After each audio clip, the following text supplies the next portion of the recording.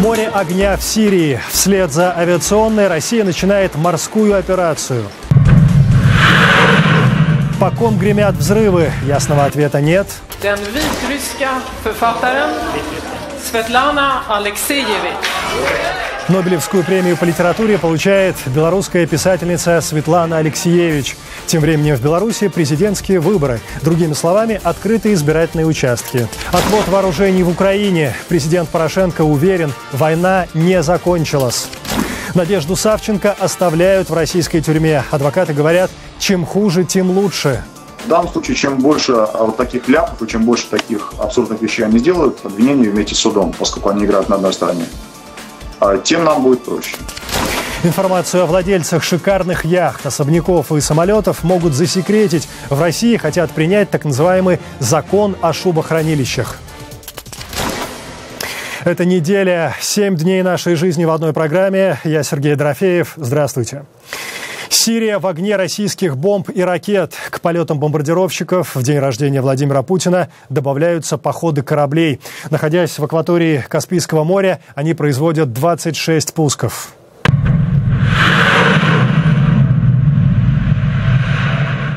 Ракеты летят через территории Ирана и Ирака и в Сирии настигают своих целей. Жертв среди мирного населения нет. Отчитывается министр Шойгу, отмечая, уничтожены 11 позиций ИГИЛ. Операцию в этой арабской республике Россия проводит с конца сентября. Видеоотчеты Москвы, тщательно изученные и сопоставленные с картой ударов, становятся причиной многочисленных обсуждений. Главный вопрос, кого на самом деле бомбит Россия? Террористов, уверенно отвечают в Минобороны страны, не уточняя, впрочем, кто именно подпадает под это определение. Отряды повстанцев, поддерживаемые США, утверждают западные эксперты и СМИ. Сирийскую головоломку решает Дарья Соловьева. Такой открытой для общественности не была еще, пожалуй, ни одна военная операция России. Федеральные каналы с трудом умещают в эфире успехи бомбардировок своих ВВС, убеждая зрителей в абсолютной прозрачности действий. Вот мы в Национальном центре управления обороны России. Здесь знают, где плохие, а где хорошие.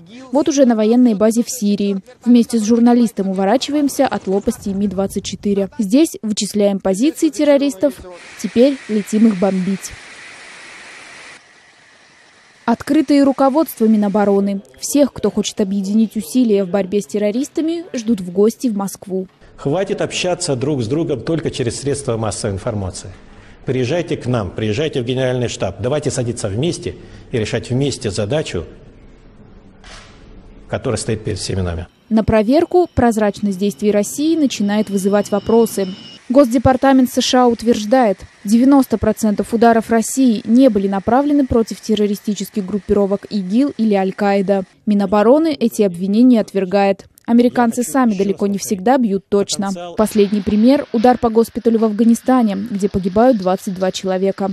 Экспертно-журналистская группа Bellingcat, занимающаяся расследованиями, проводит анализ видеозаписей Минобороны, наземных съемок очевидцев авиаударов и отчетов о бомбардировках, которые по времени совпадают с тем, о чем говорит Россия. Все эти данные Bellingcat берет и сравнивает с изображениями спутниковых карт. На данный момент мы изучили 14 видео и в 12 случаях определили, где они были сняты. В случае с еще двумя утверждается, что они были сняты в городе Эр-Рака, но по карте видно, что это видео было снято где-то еще, примерно в 100 километрах от Раки. То есть они утверждают, что бомбят Эр-Раку, но на деле это не так. На неделе масло в огонь от российских бомб подливают власти Турции. Премьер-министр страны Ахмед Давутоглу заявляет, лишь 2 из 57 ударов российской авиации были направлены на ИГИЛ. Не оставляет без внимания Турция и нарушение своего воздушного пространства. 2 российских самолета пересекают турецкую границу. Анкара тут же вручает послу России ноту протеста. В Москве ошибки пилотов признают, объясняя недоразумение плохой погодой. Такой ответ президента страны не удовлетворяет. Наши хорошие отношения с Россией известны, но если Россия потеряет такого друга, как Турция, с которым она сотрудничает по такому большому количеству вопросов, она потеряет многое и должна знать об этом. В четверг Эрдоган идет дальше. Страна может пересмотреть объем закупок газа из России. Но на кого же направлены российские авиаудары? В первые дни операции Москва заявляла, цели самолетов исключительно террористы ИГИЛ. И вот несколько дней назад в Министерстве иностранных дел появилось уточнение. Террористов нельзя делить. Все, кто выступает против законной власти, должны быть остановлены. Я вам хочу напомнить теракты 11 сентября, когда мы боль Соединенных Штатов восприняли как свою, просто прекрасно понимая, что такое терроризм. Мы предоставили нашу помощь в борьбе с террористами, и мы не задавали вопросы, а это плохие террористы или они не совсем плохие? Не совсем плохими, но террористами для России оказались отряды повстанцев, борющихся и с ИГИЛ, и с правительством Асада. Именно их позиции, сообщает корреспондент программы в регионе, становятся целью российских авиаударов. Трагедия неизбежна, и чаша нашего терпения не безгранична. Это, пожалуй, самые яркие заголовки в турецкой прессе сегодня, в том числе и так же, как «игра с огнем». Именно так называют российское вовлечение в сирийскую кампанию здесь, в Турции. Гражданское население, несомненно, в Сирии несет большие потери от российских авиационных ударов. Прямо на границе с Сирией есть турецкий город Кирич, куда уже стали привозить раненых, которым открыт доступ перехода границу в Турцию. Как мне сказали, больница уже переполнена. На неделе России отвечают на авиаудары. Вооруженные группировки, воюющие против армии Асада, призывают государства Ближнего Востока создать альянс против России и Ирана. Заявление подписывают представители 41 организации. Серьезное беспокойство вызывают действия России на Западе. Военными действиями против умеренной оппозиции Россия только обостряет гражданскую войну. Это все равно, что заливать пожар гражданской войны в Сирии бензином. НАТО может и готово защитить союзников, в том числе Турцию, от любых угроз. К концу недели Вашингтон занимает категоричную позицию. Министр обороны Эштон Картер заявляет, США не собираются сотрудничать с Россией по поводу военных операций в Сирии до тех пор, пока Москва не изменит стратегию. Армия же Асада начинает масштабное наступление в тех районах, где Россия проводит обстрел с воздуха и моря. Дарья Соловьева, «Неделя». Den vitryska författaren Svetlana Alekseyevich. И новость, которую все активные, думающие люди Беларуси воспринимают с восторгом. Нобелевскую премию по литературе получает писательница Светлана Алексеевич. Формулировка «За многоголосное творчество. Памятник страданию и мужеству в наше время». Конечно, это была и очень сильная личная радость. Ну и, конечно же, тревога, потому что все-таки великие тени такие, Бунин, Пастернак, как бы ожили для меня стали. Это очень серьезно. Светлана Александровна, первый нобелевский лауреат в истории независимой Беларуси, первый с 1987 года русскоязычный писатель, удостоенный этой премии. Продолжительное время живет в Италии, Франции и Германии, где издается и переводится на 20 языков. После долгой эмиграции недавно возвращается в Беларусь. Пару лет назад на пресс-конференции во Франкфурте писательница рассказывает, как живется ей после переезда. Власть пока делает вид, как будто меня нету, как будто я не вернулась. То есть меня не публикуют, меня нигде не печатают, я не могу выступать на телевидении, я не могу выступать на радио. Если меня пригласит какая-то школа, то через день будет звонок, что у них там обваливается потолок или потекла вода. То есть такая форма запрета. Если какое-то издательство надумает меня печатать, у него начнутся экономические проблемы. Конечно, очень трудно жить, потому что нельзя общаться со своими читателями. Светлана Алексеевич, автор таких бестселлеров, как «Время секонд-хенд», «У войны не женское лицо», «Цинковые мальчики», «Последние свидетели», «Чернобыльская молитва» и других книг. Целая неделя за полчаса. Продолжаем. В Беларуси сегодня президентские выборы. Другими словами, открыты избирательные участки.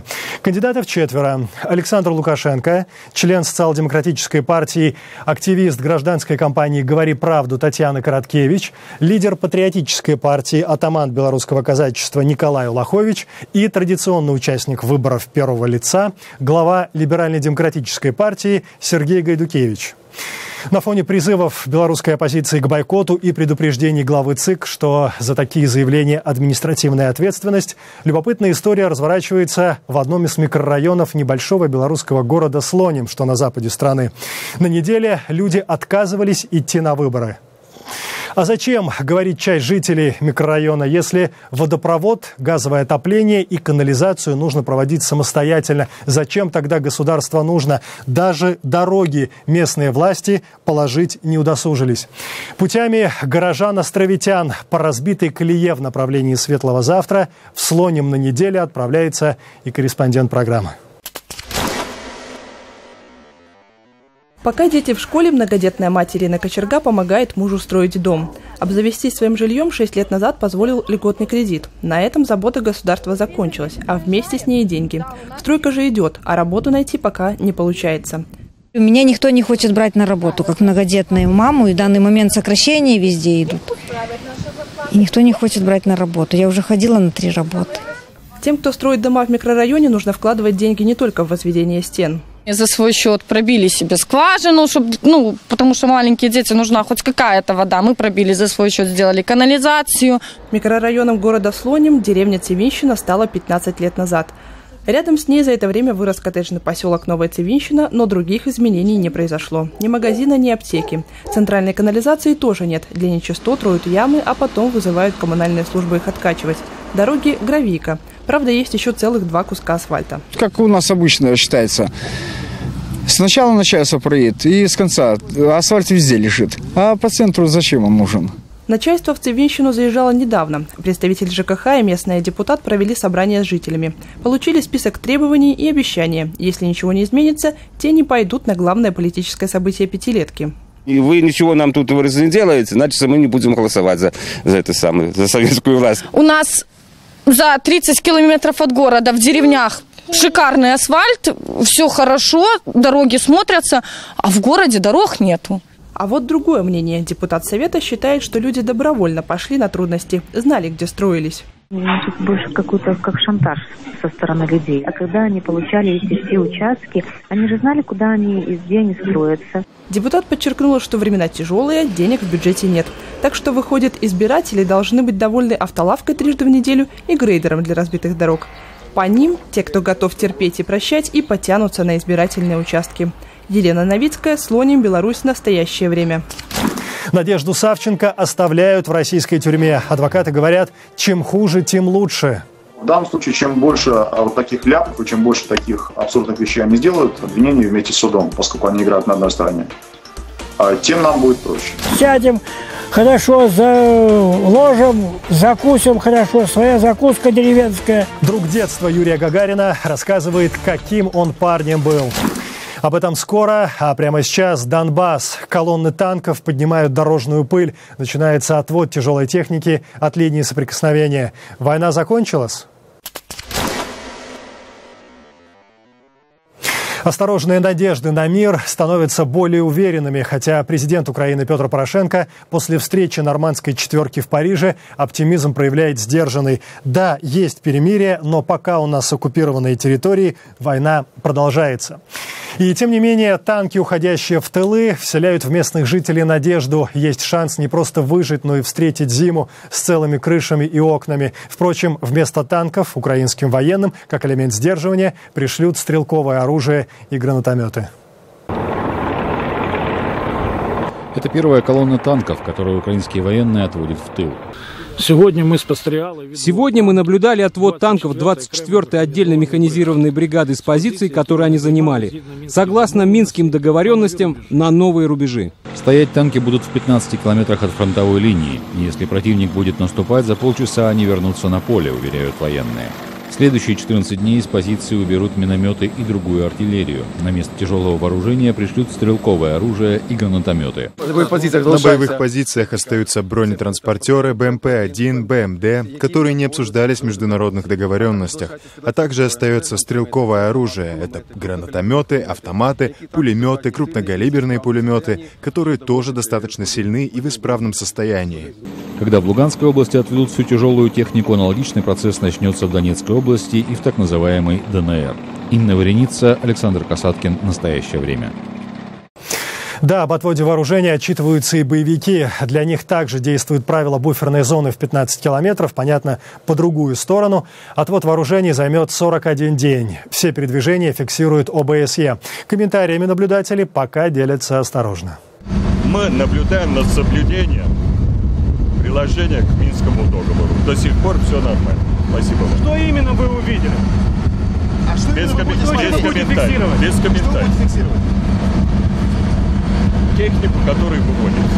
Парижская встреча Порошенко, Путина, Меркель и Олланда формирует повестку недели. Во вторник становится известно, так называемые ДНР, ЛНР соглашаются перенести свои нелегитимные выборы, ранее назначенные на 18 октября и 1 ноября, на 21 февраля следующего года. Министр иностранных дел Украины Климкин такую рокировку боевиков называет «грязной игрой». На неделе становится известно, Надежда Савченко в российской тюрьме останется как минимум до 16 января.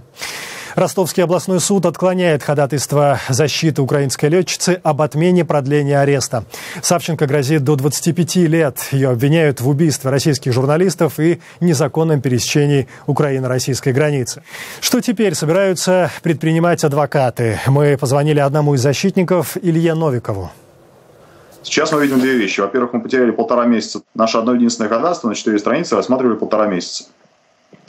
Во-вторых, мы видим, что благодаря тому, что прокуратура в суде заняла очень такую явно упрямую и бессмысленную позицию, у нас затягивается судебное следствие. Но в данном случае, чем больше вот таких ляпов и чем больше таких абсурдных вещей они сделают, обвинения вместе с судом, поскольку они играют на одной стороне, тем нам будет проще. Потому что мы прекрасно понимаем, что мы сейчас не боремся не за приговор, мы боремся за ту реакцию, которая последует немедленно после приговора, за то, сколько протестов выразит Россия, за то, наложит ли на Россию новые санкции в этой связи.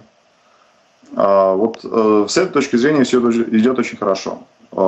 Все дипломаты, иностранные дипломаты, которые посещают заседания, говорят нам, что они абсолютно поражены тем, как идет процесс. Это несовместимо с тем, как они понимают суд, и что они доложат об этом своим правительству. Эта неделя. 7 дней нашей жизни в одной программе. Далее. Закон о шубохранилищах или закон Димы Пескова, как называют его в Фонде борьбы с коррупцией Навального. Новая инициатива российского правительства вызывает шумное обсуждение. Но обо всем по порядку. Правительство России дает зеленый свет законопроекту, предложенному ФСБ, о засекречивании информации о владельцах дорогой недвижимости, яхт и самолетов. По российскому законодательству летающая и плавающая роскошь, имущество недвижимое.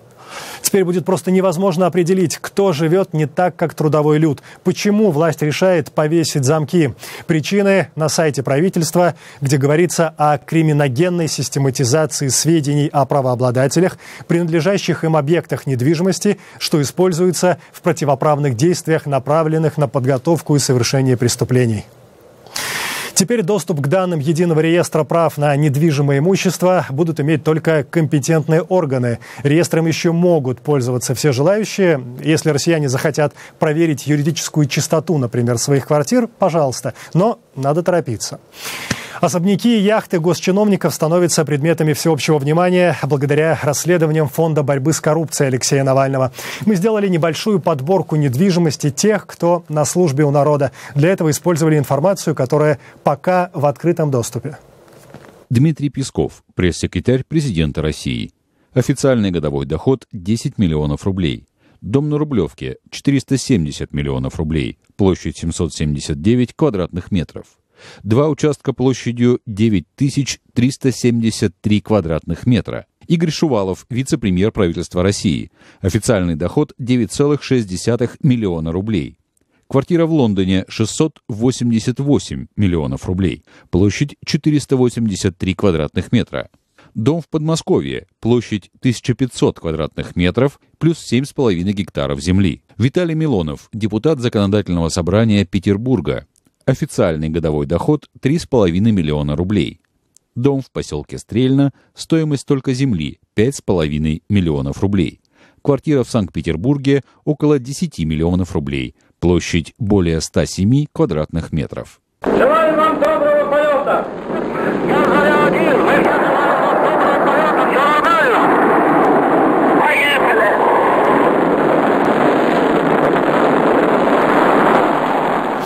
Герой нашего следующего рассказа точно знает, каким он парнем был. Всемирную неделю космоса, которая по решению Генассамблеи ООН ежегодно отмечается с 4 по 10 октября, корреспондент программы проводит в смоленском селе Клушино, на родине первого космонавта Земли, где знакомится с бывшим механиком совхозной мастерской, одноклассником и другом детства Юрия Алексеевича Гагарина Евгением Яковлевичем Дербенковым. Односельчане зовут его просто дядь Женя. Это история о том, как он пел с Гагариным, катался на Волге, пил, и о том, как сегодня помнит. Свет есть, значит, все живые. В музее Гагарина дядя Женя чувствует себя как дома. Он едва ли не последний в Клушине, а может быть и во всем мире, человек, который называет легендарного земляка просто Юркой. Я с Юркой Гагарином так и сидел, все время в одной партии мы с ним, как хорошие друзья. Ну, сидим, сразу Юрка решает, а я сразу у него тетрадку ответ.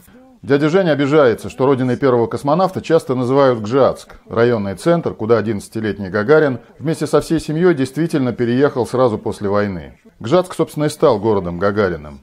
Но никто не переубедит Юркиного дружка, что босоногое детство – самый важный период в жизни человека. А детство первого космонавта прошло именно в Клушине. Мы бегали босиком, летом босиком, зимой какой-нибудь валенки папкины отцовы, если остались, мать, если сохранил, какие-нибудь рваненькие оденем. Жизнь самого дяди Жени, как и всех клушинцев, разделилась на до и после полета Гагарина в космос.